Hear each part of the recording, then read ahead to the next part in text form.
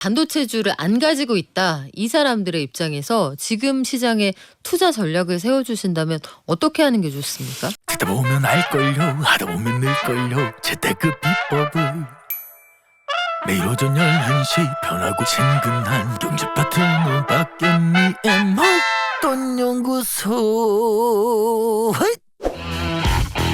반도체가 날아가니까 누군가는 그럽니다. 90년대 후반 닷컴 버블하고 비슷한 것 같아. 한쪽에서는 아니야, 이건 그냥 추세야, 엄청난 동력이야, 이렇게 얘기를 하기도 하고요. 그러나 이쪽이든 저쪽이든 반도체가 지금 시장의 중심에 있다는 것만은 분명해 보입니다.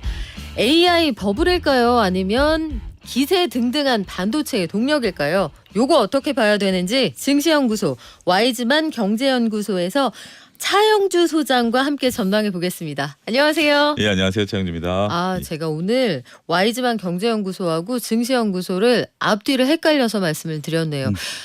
연구소 얘기하기 전에 제가 재밌는 얘기를 네. 들었어요. 차영주 소장님한테. 예.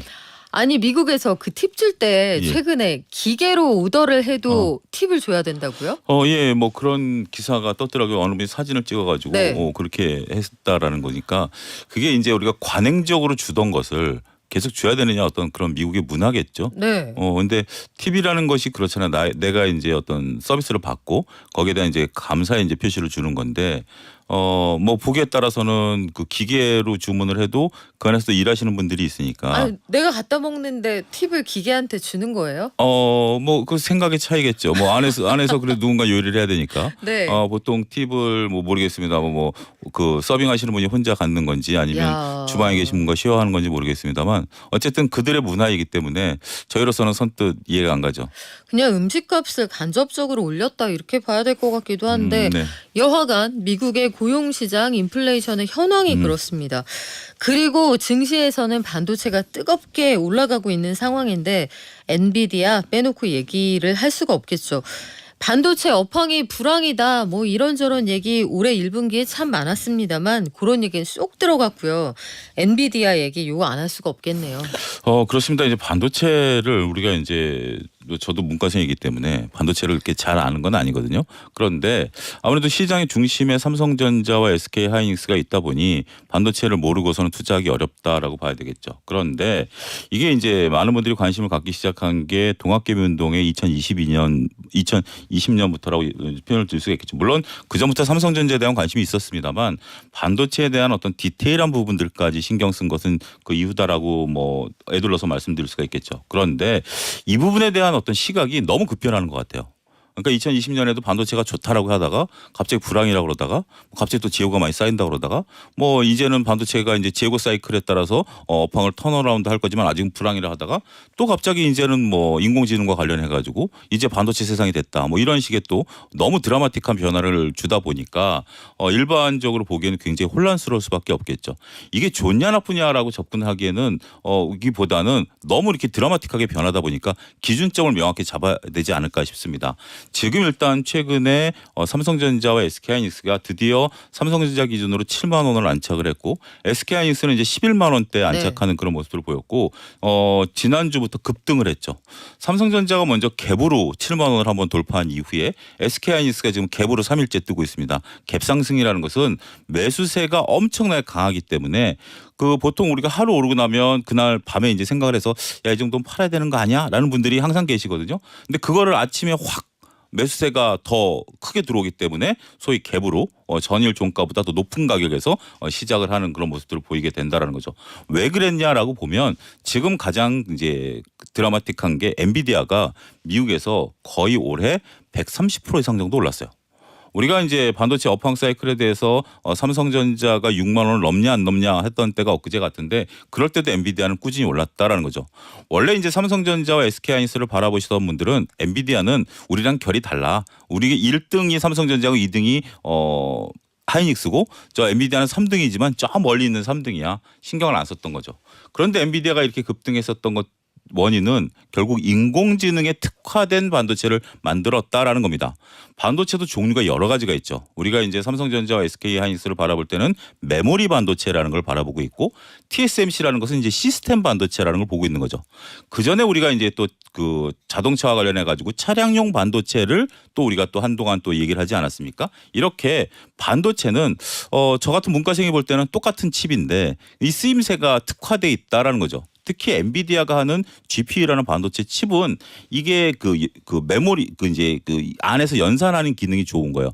단순하게 우리가 이제 문서를 작성하고 저장하고 1 더하기 1은 뭐냐라고 계산하는 반도체가 있는가 하면 이 AI 반도체는 스스로가 이제 이것을 돌리기 시작한다라는 네. 거죠. 그런 부분에 있어서 매출이 늘어나기 시작했고 이게 부각이 되다 보니까 더군다나 외국인들의 수급까지 몰리면서 현재 지금 글로벌리 반도체 관련주들이 갑자기 시장의 중심이 되면서 급등하고 있다. 하지만 결은 조금씩 다르다. 이거는 좀 인지해야 될 것 같습니다. AI가 대세라서 다들 엔비디아 칩을 원한다. 오늘 나온 속보를 보니까 엔비디아에 이 칩 달라고 6개월치 주문이 밀려있다라고 하던데 이게 뭐 수만 불짜리 비싼 그런 칩들도 지금 없어서 못 판다 이런 얘기 나오더라고요.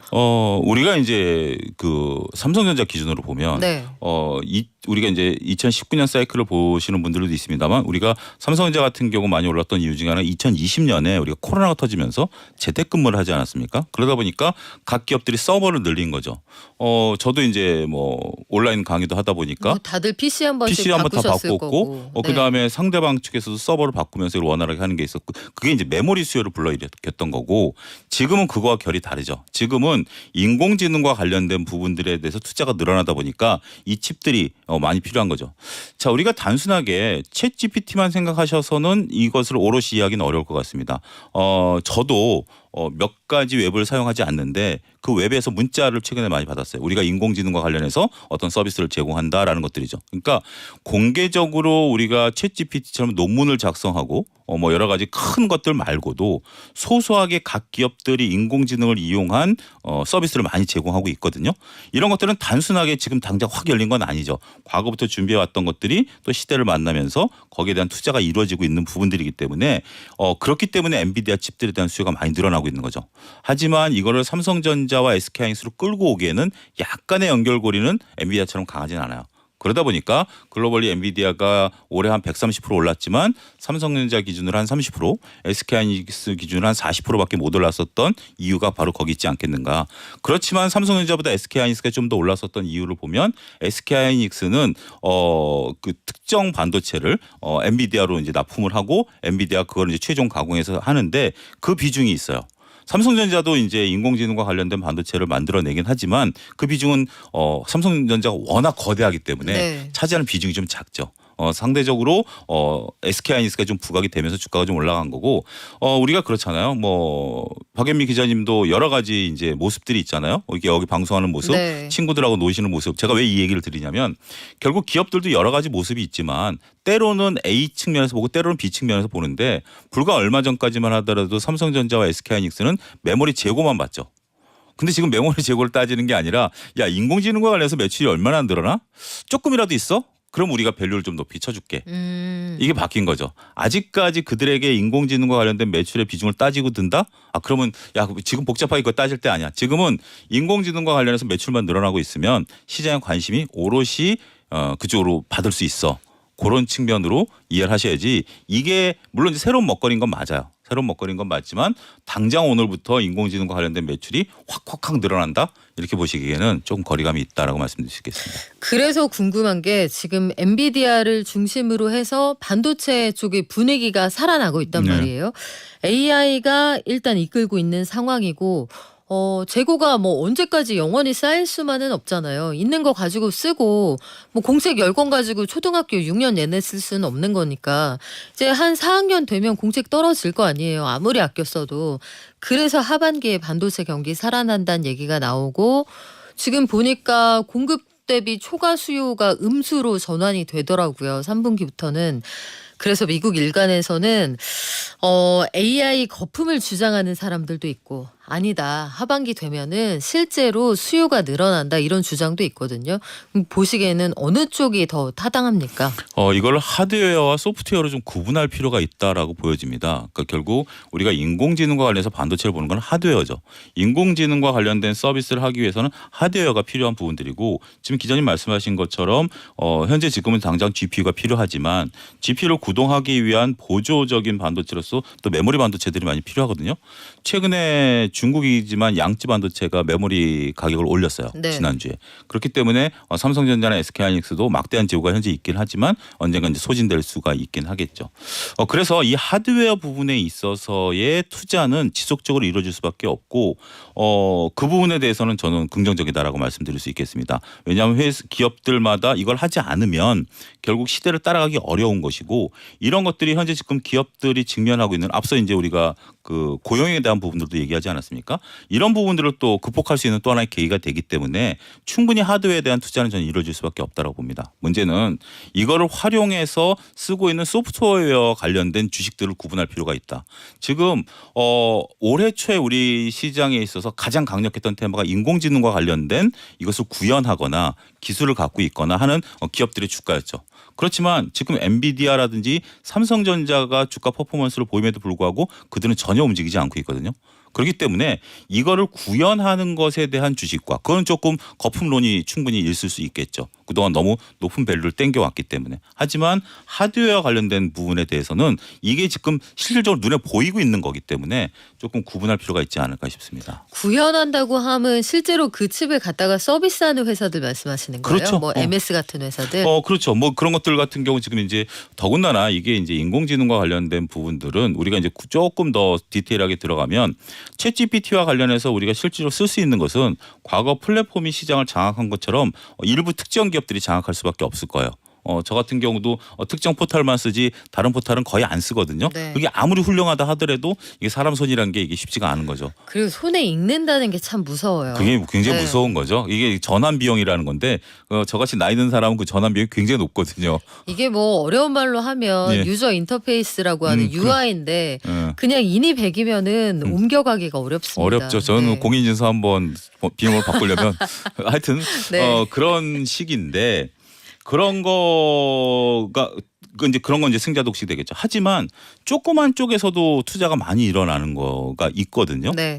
지금 이제 여러분들 지금 뭐 보이지 않고 있는 여러분들이 쓰고 있는 뭐 대부분의 기업들도 인공지능과 관련된 그런 것들을 좀 하고 있고 특히 이제 제가 그 주로 이용하고 있는 여행사 같은 경우도 인공지능 서비스를 한다고 약관을 개정한다고 저한테 또 통보가 왔어요. 그 뭘 하는지 모르겠습니다만. 뭐 간단하게 그런 거 아니겠어요? 뭐 톡으로 상담원들 그 인공지능 상담원들이 아주 간단하게 빈번한 질문에 이제 인공지능이 상담을 해주겠죠. 그런 건 네. 있어요. 특히 여러분들 제가 이제 최근에 경험한 건데 이렇게 불거지기 직전에 작년 말인데 제가 해외 사이트 우리나라에 들어와 있는 그걸 통해서 물건을 샀는데 그 답장이 왔어요. 근데 거기에 뭐라고 썼냐면 이건 인공지능이 그 대답을 한 겁니다. 그래서 그와 얘기를 했어요. 물론 네. 정형적인 얘기지만 그런 것처럼 이제 이런 데에 대한 투자는 들어가겠죠.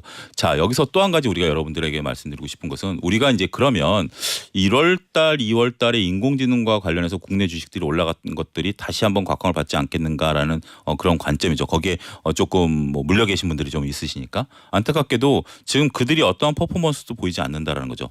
인공지능이 점점 대중화돼 있고 그리고 여기에 대한 막대한 투자가 드러나면서 이 반도체에 대한 그 줄을 서고 있음에도 불구하고 국내 기업들이 수혜를 받을 것이다라는 기대감이 이제는 어느 정도 눈앞에 보여야 되거든요. 몇몇 기업이라도 어떤 하나의 기업도 거론되고 있지 않고요. 특히 글로벌 메이저 이런 인공지능을 다루는 기업들은 그들만의 자체 기술로서 이미 다 완성이 돼 있는 상태죠. 여기에 또 글로벌 각 또 언어 서비스까지 다 하고 있는 상황이기 때문에 우리가 기대감으로 올랐던 보통 주식은 그렇습니다. 기대감으로 오를 때는 다 같이 올라요. 이건 하나의 주식시장의 특성이고 그다음에 2차 상승을 할 때는 실적 베이스로 올라가는데 실적이 안 나타나는 주식들이 나타날 수도 있다라는 측면에서 보면 더군다나 우리가 현상을 보고 또 이해하는 면도 있잖아요.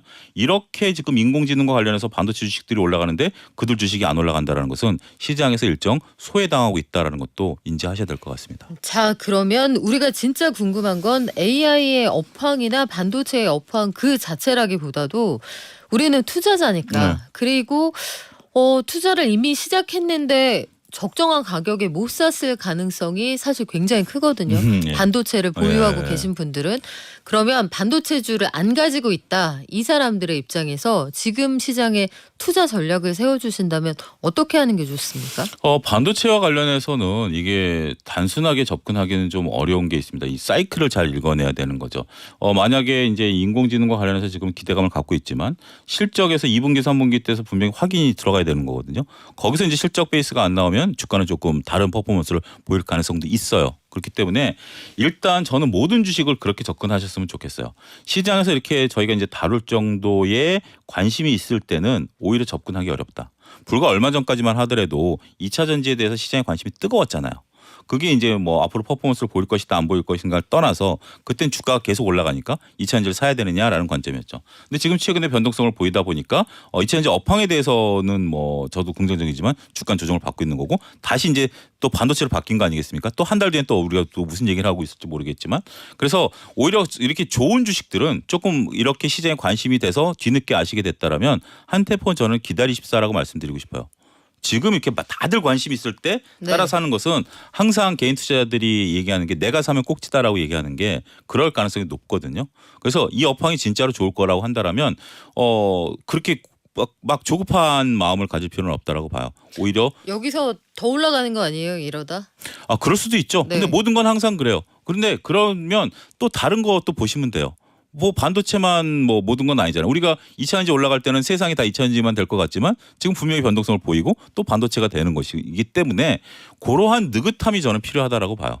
반도체는 분명 돼요. 2차전지도 분명 됩니다. 되지만 남들이 다 좋다고 그럴 때 따라가 가지고 수익 내는 것보다 우리가 그 투자 격언이 그런 거 있잖아요. 남들이 별로 관심이 좀 덜 가질 때 그때 매수하는 게 진짜 용기지 남들 다 살 때 사는 것은 소로스가 얘기한 재기적인 현상이거든요. 거기에 이제 편승하려고 하는 마음이 있는 것이지 과연 이게 투자냐 편승이냐 이건 구분할 필요 있다라고 보는 거죠. 자, 그러면 반도체를 가지고 있지 않은 분들에게 그렇게 의견을 주셨고 이미 나는 가지고 있는데 지금 매도하고자 하는 레인지를 보면 7만 원 후반에서 8만 원 초반대 팔고자 하는 분들이 많아요. 그 얘기는 종전에 고점에서 잡은 분들이 많다는 뜻인데 그런 분들은 이런 장에 어떻게 대응을 하면 좋습니까?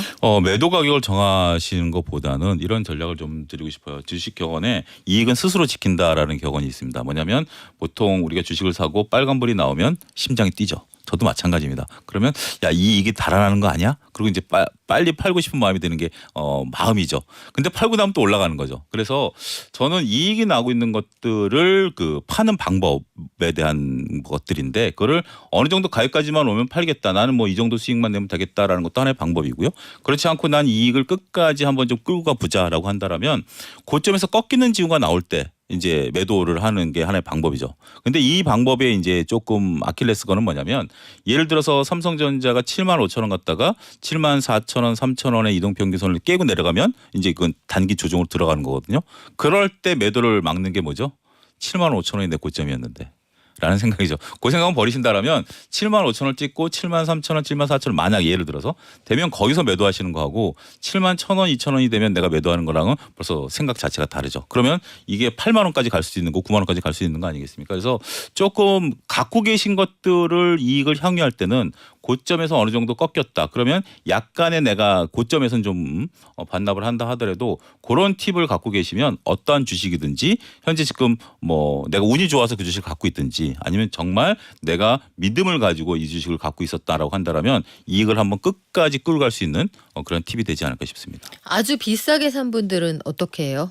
뭐 삼성전자 예전에 뭐 동학개미 우리 때 10만 간다 막 이랬었잖아요. 그때 아마 8만 원 위에서 산 분들도 많을걸요. 8만 원에서 9만 제가 알기로는 8만 원에서 9만 원까지는 순수하게 개인분들이 네, 땡겼고요. 굉장히 많을 거예요. 외국인과 네. 기관들은 그때부터 매도를 했기 때문에 글쎄요, 뭐 거기에 대해서까지는 제가 말씀드리긴 좀 어려울 것 같습니다. 그런데 뭐 결국 시간이 지날 수밖에 없는 거죠. 삼성전자를 가지고 우리가 뭐 손절을 하라라고 얘기할 수도 있는 부분들도 아니고 하지만 이게 이제 여러분들이 그건 느끼셔야 될 것 같아요. 여러분들이 삼성전자 삼성전자에 대해서 오롯이 내가 장기 투자를 하겠다라고 한다라면 지금 시장에서 흔들리시는 것도 어폐가 있지만 그냥 다른 사람 말을 믿고 산다라는 것이 어떠한 결과를 초래하는지도 좀 아셔야 될 것 같고. 근데 삼성전자가 과연 그 가게 갈 것이냐 안 갈 것인가는 결국 글로벌 반도체의 시황에 달려 있겠죠. 특히 우리가 이제 지금 인공지능만 바라보고 있지만 인공지능에서 살짝 벗어나서 보게 된다라면 우리나라 반도체 지금 이런 것들이 조금 최근에 못 올랐던 이유 중에 하나가 중국의 수출이 급감해버린 상황이고 또 칩업에 따라서 미국으로 또 달려가야 되는 것들도 있고 그리고 여전히 지금 삼성전자와 SK하이닉스는 메모리 재고가 많기 때문에 이 메모리 재고에 대한 것들을 어떻게 해소할 것인가. 지금 어떤 분 계산에 의하면 삼성전자 같은 경우는 벌써 2년치를 넘어선 재고가 있는 거기 때문에 그러면 운전 자본의 부담이 커질 수밖에 없거든요. 그런 것들을 어떻게 극복해내느냐. 지금 당장 우리가 인공지능과 관련해서 삼성전자, SK하이닉스를 보고는 있지만 이것을 메모리 부분을 일단 당장 직면한 메모리 부분을 어떻게 해결할 수 있느냐가 삼성전자 향후 주가를 가늠하지 않겠는가 말씀드릴 수 있겠습니다. 그래요. 지금 당분간 이제 계속 올라가니까 좀 조정받을 때 평단가를 낮추시는 방법도 한 번쯤 고려해 보실 만하지 않을까 싶습니다. 하반기 들어서는 어쨌든 업황이 좀 좋아지지 않을까 이런 기대감들도 있으니까요. 자, 오늘 말씀 여기까지 들을까요? 지금까지 와이즈 경제연구소의 차영주 소장이었습니다. 고맙습니다. 감사합니다.